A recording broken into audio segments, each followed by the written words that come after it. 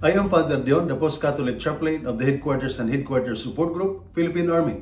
And this is Salita ng Diyos, ang ating gabay. Today is Monday, June 16, 2025, of the 11th week in Ordinary Time. The world often teaches us to fight back. An eye for an eye, a tooth for a tooth. But in today's Gospel, Jesus offers a higher way, not revenge, but mercy, not retaliation, but understanding, not violence, but peace. This teaching may seem difficult, especially for those in stressful environments, soldiers on the front lines, workers under pressure, parents dealing with daily challenges. It is natural to want to strike back when you are hurt, insulted, or disrespected. But Jesus says, do not resist an evil person.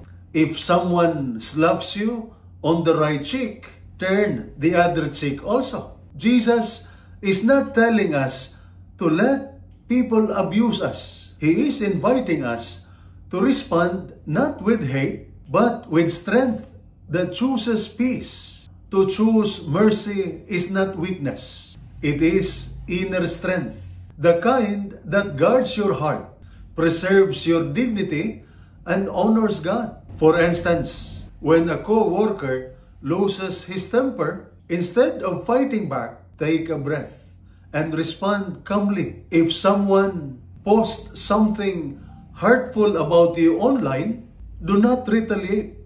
Pray for him and let it go. When a loved one disappoints you, speak with honesty, but also with compassion.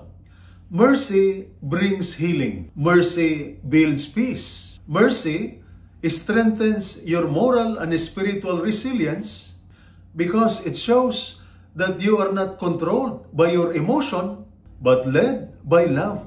And this is Salita ng Diyos, ang ating gabay. Let us pray. Lord, when I am hurt or insulted, teach me not to react with anger, but to respond with peace. Replace my frustration with your calm. Help me to forgive, to understand, and to choose mercy even when it is hard. Amen. And may the Almighty God bless you and your family, the Father, the Son, and the Holy Spirit. Amen.